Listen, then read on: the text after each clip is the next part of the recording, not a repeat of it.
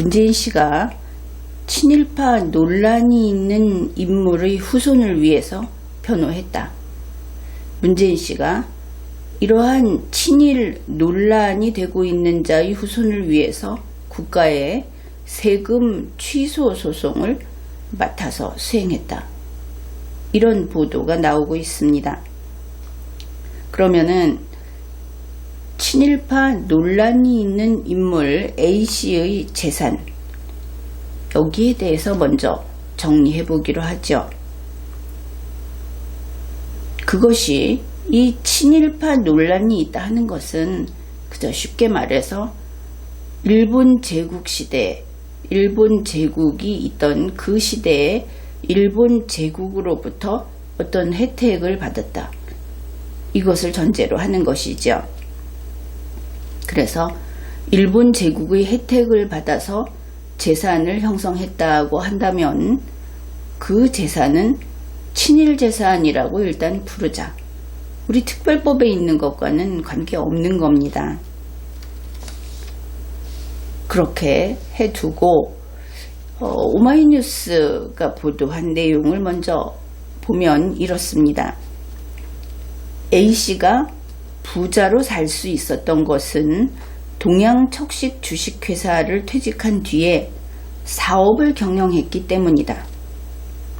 이 동양척식 주식회사의 울산 농장 땅 2만 평을 취득했던 그런 것을 하고 나서 사업을 경영했다, 이런 내용인데, 여기에서 동양척식 주식회사라고 하는 것은 내내 이 언론사에서 이렇게 보도하고 있습니다.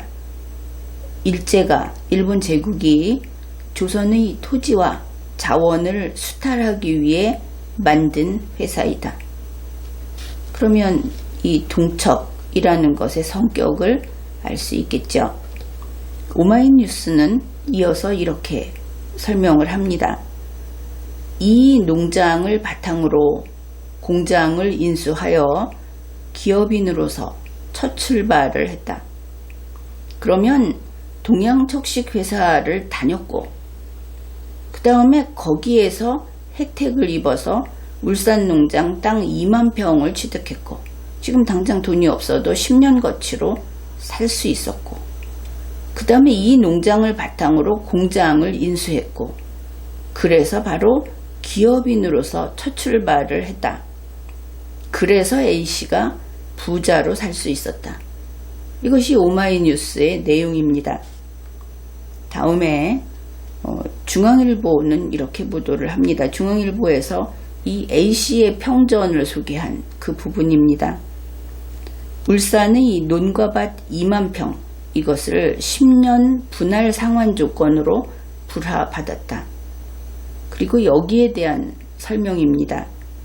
동척이 조선인에게 땅을 불화해 주었다는 이야기를 들어본 적이 없다.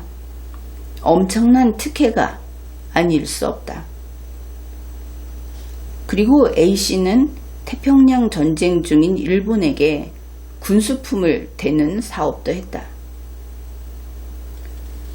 이렇게 본다면 A씨의 재산은 일본 제국의 혜택을 받아서 형성한 재산이다. 이렇게 판단하는 것이 당연하겠죠. 그렇다면 이런 재산은 친일 재산이다. 이렇게 부를 수 있다. 그렇습니다. 그런 A씨가 사망했습니다. 사람이 사망하면 A씨는 없죠. 우리는 지금까지 A씨를 친일파라고 한 적이 없습니다.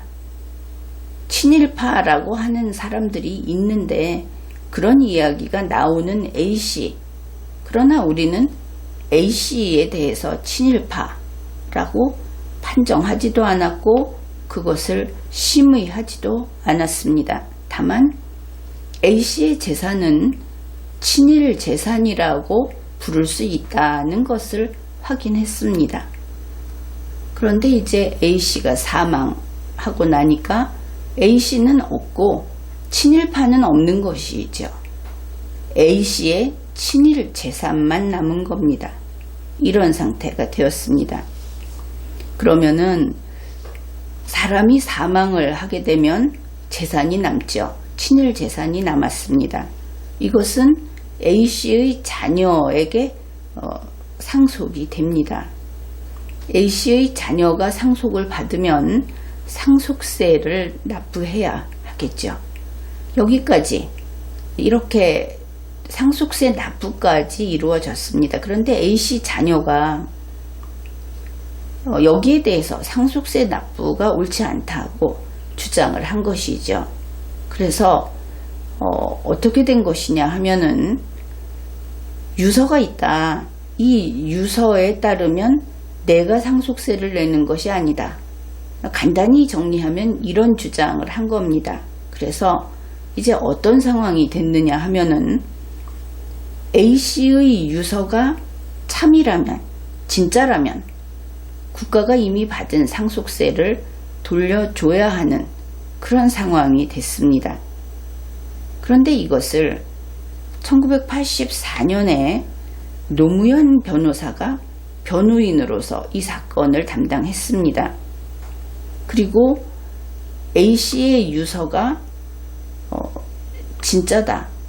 그래가지고 노무현 변호인은 자기 원고의 이 사건에서 승리를 거둡니다. 그래서 국가는 A씨 자녀에게 상속세로 받았던 돈 117억 원을 돌려줍니다. 그 당시에 큰 돈이죠. 이제 그런 일이 있었던 것이 첫 번째 사건입니다. 그리고 나서 그러니까 A씨의 유서는 진짜다. 그래서 상속을 돌려받았다까지가 끝났죠. 이런 사건이 끝났습니다.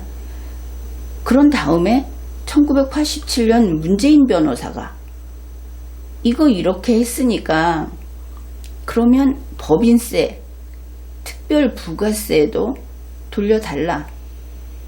이렇게 하는 사건을 맡았습니다. 변호인이었던 것이죠. 그래서 이때 문재인 씨도 똑같이 A씨의 유서는 진짜다. 상속세 돌려받을 만했다. 지난 사건. A씨의 유서가 진짜이기 때문에 이것도 돌려달라. 그렇게 해서 또 승소합니다. 그런데 이 두 사건에서 법원이 승소 판결을 한 이유는 그 핵심은 A씨의 유서가 진짜다 하는 것이죠. 그리고 이것을 바로 노무현 변호사, 문재인 변호사가 이것을 증명하고 주장하고 해서 법원이 거기에 따라서 판결을 한 겁니다. 그러면 이제 어떻게 됐을까? 친일 재산이 있었죠. 이게 이제 상속이 이루어졌습니다. 이 친일 재산에 대한 상속세, 그것을 A씨의 후손에게, A씨의 친일 재산인데 그 후손에게 상속세 돌려줍니다. 법인세 돌려줍니다. 특별 부가세 돌려줍니다. 국가가 다 돌려줬습니다. 그리고 이 친일 재산은 그러면 어떻게 되는가? A씨 자손이 안 받았는가? 그래야 하겠죠. 상속세 낼 이유가 없다. 그것이 아니고 친일 재산은 A씨 후손의 회사 소유로 들어갑니다. 어떻게 된 건지 대략 그림이 보이죠. 그래서 A씨 후손이, 간단히 말해서 A씨 후손이 사장으로 있다. 그런데 A씨 후손은 나는 상속 안 받았다. 우리 회사가 받았다. 그리고 내가 냈던 모든 세금은 다 돌려받았다. 이렇게 된 케이스다. 그런데 과연 그런가? 이게 어떻게 된 일들인지는 일반적으로 이 상속관계에서 자주 볼 수 있는 그런 사안이 아닐까 이렇게 생각을 합니다. 그런데 문제는 그 후에 이 유서가 가짜다 하는 것이 재판을 통해서 확인이 됐다 하는 것이죠.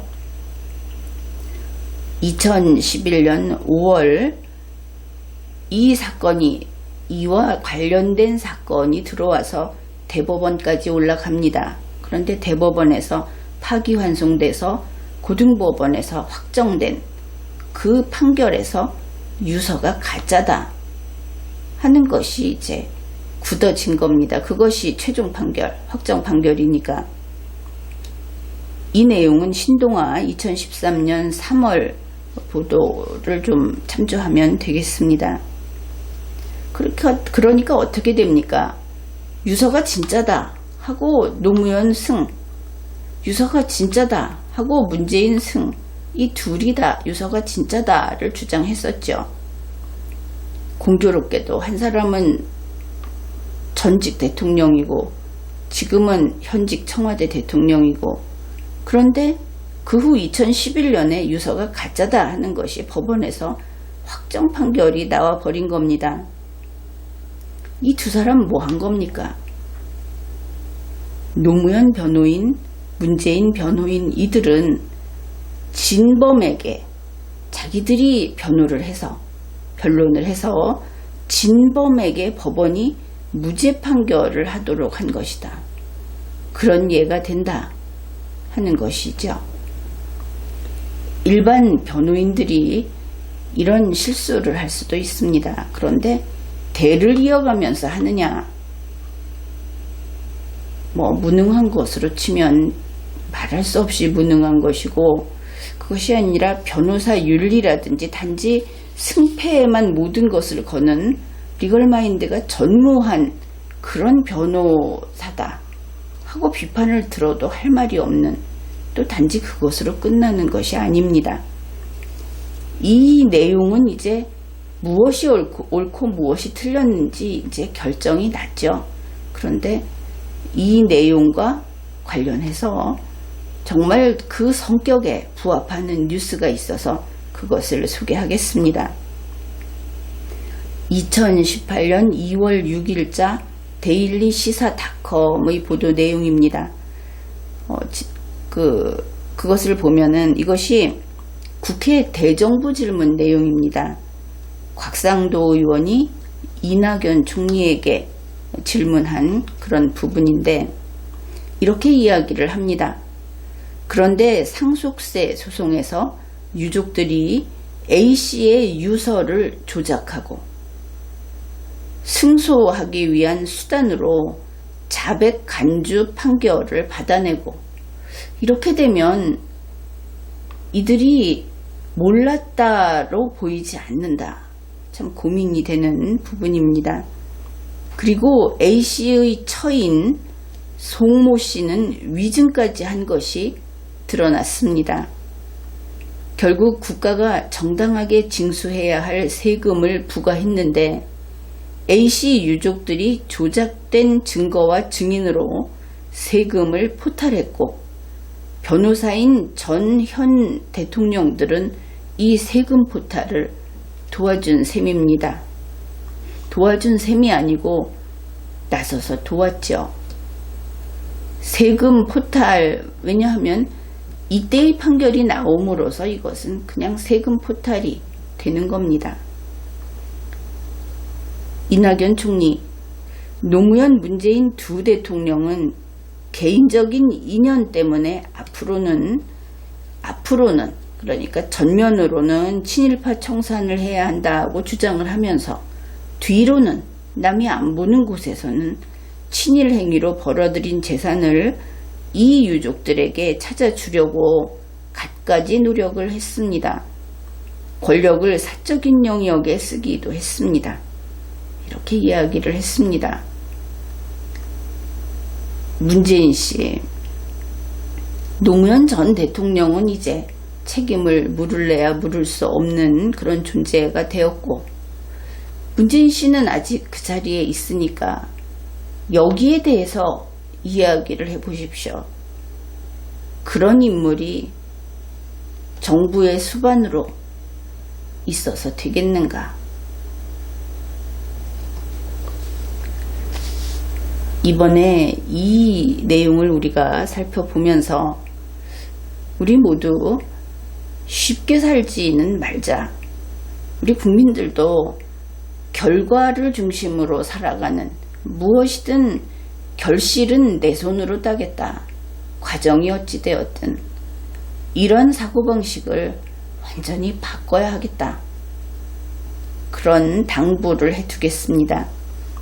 예를 들어 여기 한 사람이 검은색 나무 판넬을 들고 있습니다.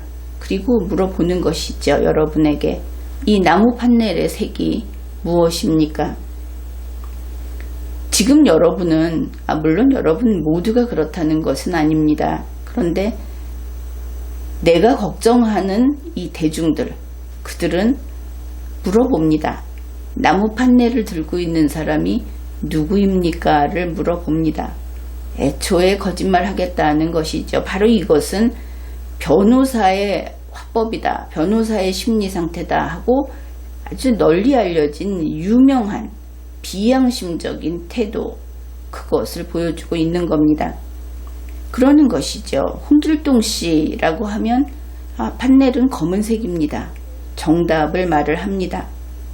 그런데 문재인 씨라고 하면 문재인 씨를 지지하는 사람들은 판넬은 흰색입니다, 있지도 않은 흰색을 꺼내다가 답을 합니다. 거짓말을 하는 것이죠. 그런 대중, 괘씸한 대중인 겁니다. 자기 자신이 그렇게 거짓말을 해서 문재인 씨를 치장하고자 하는 마음이 나는 이해 못합니다. 그 마음.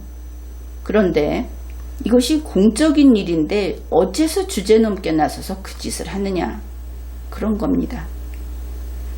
문재인 씨가 자기의 개인적인 애인인지는 모르겠으나 지금 그런 얘기를 하는 것이 아니죠. 공무수행을 하는 부분을 이야기하는 것인데 거기에 무슨 사랑이니 애정이니 환상이니 이런 걸 덧붙여가지고 문재인 씨가 하는 것은 다 오라, 문재인이 네 맘대로 해, 뭐 이런 소리까지 들고 다니는데 언제까지 그럴 겁니까?